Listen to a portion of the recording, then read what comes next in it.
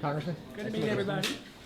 Congressman, Hi. Montreal, Canada. Hi, Dr. Paul from Montreal. How are you? Good to see you. So what we'll do is basically we'll start on the left and then work our way around. If you would identify the outlet you're with, and just do a couple questions. So if you guys are ready, we'll start with you. Okay. Congressman Paul, Matt Pfeiffer, WJPZ Radio in Syracuse. You talked in the past about getting rid of the Federal Reserve and such. What would be your plan after you got rid of that? Well, it's important to know that how you get rid of it, to talk about that. And I don't want to get rid of the Fed in one day. And even in my book, I talk about the transition period. What you want to do is phase it out. So what you want to do is legalize competition, freedom of choice in currencies. This is something that Mises and Hayek in particular have talked about. Just legalize the gold and silver standard, which was in the Constitution, and you have to change tax laws and you have to change legal standard laws.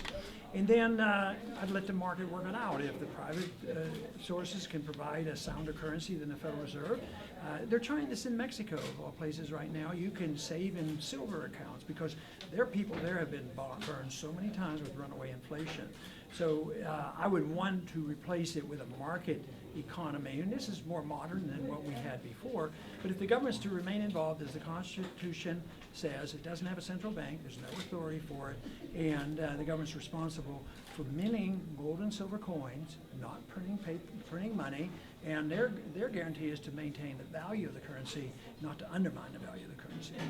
Congressman John Carlo Early, WJPZ Radio. One of the big issues, not only from Syracuse University, but even here at Cornell, is the idea of student loans and how much they've grown now recently. If elected president, what would be one of the big things that you would do immediately to help ease the pain of student loans for middle-class families? Well, it's a terrible mess, and I alluded to this tonight, is that it is part of the problem. I mean, when you pump money into it, whether it's medicine or whether it's education or housing, you don't get a better system, you just get higher prices that have to then make a correction. And that's what's happened in student loans. We pumped a lot of money and more people went to college and there was more money flowing to the college, but quality didn't go up and people did not even better off. They ended up with higher cost education. So the government has already reacted one way. Oh, it's getting difficult. They don't say, well, we caused the high prices. What we have to do is give more money to the students or loan to, and so they get sucked into the system and then they become indebted. I understand the bankruptcy law that it's more difficult to deal with a student loan than other loans. I think it should be treated like any other loan. But the most important thing that anybody could do for anybody who's sincere and would like to pay their debt, which most of them would like to, is get them a job. And that's why if we don't change the system and change our foreign policy, cut back the spending, having a market system of money and interest rates right now, if you're working, you're trying to save money, you don't earn any interest. And so it's all messed up. So the most important thing is to restore health to the economy, let students get a job. When I went to college, it was just nothing to go. We could work on weekends in the summer and pay every penny, but education hardly cost anything. So the more the government got involved, the worse this problem got. So the solution, as far as I'm concerned, isn't just passing out more money, and we have to change the system. Here we go. Congressman Aaron Clark, YNN in Syracuse, how are you? Good. Some would say that you're fighting a bit of an uphill battle here, and so it's such an important time. Why Central New York? Why Ithaca? Because we have a lot of friends here. We got invited, and I go where my friends are, and it looks like we had a very nice turnout tonight. And it's to energize the people who have discovered what freedom is all about, and to continue this both philosophically as well as in the campaign, because the best way to change a country and to change a philosophy is to win elections or do extremely well. And this was a place we thought we could help do that, and I was very pleased with the turnout. Congressman Chris Husham with WETM 18 News. Pending these results of the primaries and the outcome, would you ever consider throwing your support to another Republican, someone else running in the Republican Party, or run with another? I really haven't addressed that because we're very much involved. The final vote will probably be in a couple of months unless something really weird happens to Romney. But I will address it then. The big problem is the people who support me are going to want to know how I could support somebody that disagrees with me on just about all the issues.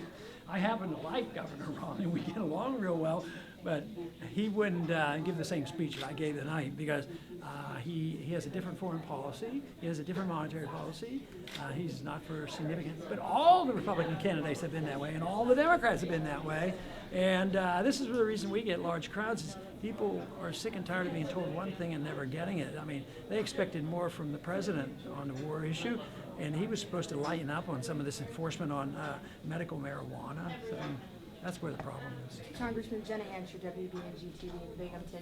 You had a lot of support here tonight. Do you think it would be enough support, you can gather enough support to get the Republican nomination? Well, that's hard to say, and I don't make rash predictions. All I know is the energy there. It seems like it certainly makes one believe that we have enough time and enough money we could. But you know, we're up against big odds with a lot of money, and we're very fortunate that we can raise significant amount of money. But to, say, run a statewide race in California or something is hard to compete, so I'm not making any rash predictions. I'm very pleased with our progress, and in many ways we're doing better than I expected. And there's a lot of votes that haven't been counted, and the delegates have really just going through the process, so I'm cautiously optimistic on how well we do. Congressman Paul, I'm from Syracuse University covering our news station there, and I was wondering, a lot of people have counted you out and said that the race is over, but what about the unpledged or unbound delegates? Can you explain a little bit more about that? Well, it depends on which state they are and how they are, but so often they're picked by the establishment Republican Party, and frequently they aren't that anxious to have our people come in, so we have to fight through the process, get our people in and win votes and win our delegates there. But I know that there are some that will be unpledged and released if there happen to be a second vote, because there's a lot of people who have become delegates, but because of the state laws, they have to vote for another candidate. A lot more sympathy, even in the Republican convention, will have than some might believe, because of the way the rules are written. Cornell University was founded on a massive public subsidy. Would you have supported that investment? Which the moral land grant? Cornell was, yes, and that was the land grant. Would you support that decision? I think land grant is land coming from the federal government coming locally. So I don't know enough details to say whether or not there could have been a better way. But this whole idea that land, once owned by the federal government, was either owned by the state government or locally, that's not the best. That's not the worst trend at all. So I don't have a strong objection to that. Congressman Paul. Norana Fernandez from Ethical College, ICTV. As you know, many other people in your audience today, with the Stafford loan rates that are set to go up this July, many other people in your audience today face a future of higher debt. What advice would you give these people? Can they expect it to get any better? I'm sorry, I didn't get it, the whole question. The Stafford loan interest rates are set to go up this July. They're set to double this July. And the interest rates on student loans? Or? Yep, the Stafford, yep. Well, the whole problem is we should have market rates of interest rates, because although that hurts the people who owe the money and reflects on why did people borrow so much money, but you know who it really helps are the people who try to take care of themselves, the people who are on fixed incomes and they put money away in their CDs. And the Federal Reserve make interest rates 1%, and the banks benefit from that, and they loan that out, and they loan it back to the government, and they're making billions. At the same time, if somebody's trying to live off their savings, they get 1% instead of 6%.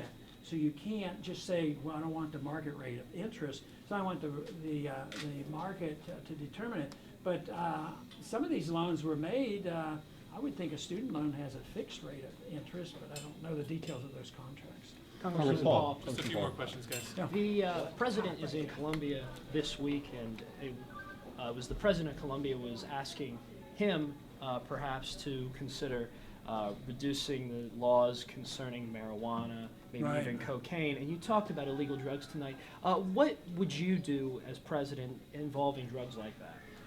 Well, I would have no federal regulations. It would be treated like alcohol. If some state said that young people shouldn't have them, then the states could write these regulations. But this is an interesting area, and sometimes I forget to mention everything I think about. But tonight, I frequently talk about why people come together. And I think on the issue of drugs and the issue of what we call states' rights, sometimes people who believe in states' rights, they're painted as bad people, or that, you know, that they have bad motivations. But in California, let's say you go up and say they have medical marijuana. Why shouldn't the states have the right to legalize marijuana? So that's generally the left that would say that. So why shouldn't the left and the right come together and defend this principle? So yeah, I would leave it up to the states. I think the president made a mistake down there. I think he made a serious mistake. I didn't get around to mentioning it tonight, but I certainly disagree with him, even though he pretended that he'd have a more open door with Cuba.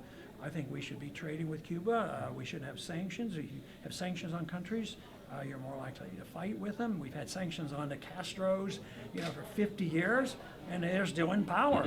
And now they're talking about more sanctions on other countries. And they say to those of us who believe that we shouldn't have sanctions, they call us protectionists. But they're the ones who are the protectionists. We don't want sanctions. We want trade. We want to get along. I mean, once we started trading with China, still a lot of problems there, but at least when I was in high school, we were killing each other. So, but we trade with them. There's a benefit to that. So I want to have more trade. One more question. Senator From Sanders. Canada. Oh. From Canada. We already got you. Let's get this. No, started. I've never had a Okay, question. real quick. Okay. So, Marc Coppola from WSB Media, all the way from Canada. If you had one choice, one opportunity to have one policy be put into Washington, what policy would that be and why? If one of your policies could go and be passed into Congress today, which policy would it be in? Well, I would say that we shouldn't allow anybody in Washington, D.C. that didn't know the Constitution, understood the Constitution, read it, and followed their oath of office and make everybody obey the law, the rule of the land. Then the whole country would change and we would all be better off for it. Okay, one more here, quick. So Rick Santorum has explicitly not endorsed it, and he has reached out to his delegates and his supporters saying that they should not necessarily rally behind the current presumptive nominee. What are you doing to reach out to Rick Santorum supporters? We have contact staff, talk to people, and we have people that we know that used to be Santorum supporters, so we communicate with them, try to write letters and send them messages. Pardon me? What are your chances at Rhode Island, do you think? I don't look at that on a day-to-day basis, and I don't know the numbers, but I love the reception, and so we're hoping to do well. Okay, thanks a lot. Thanks, folks.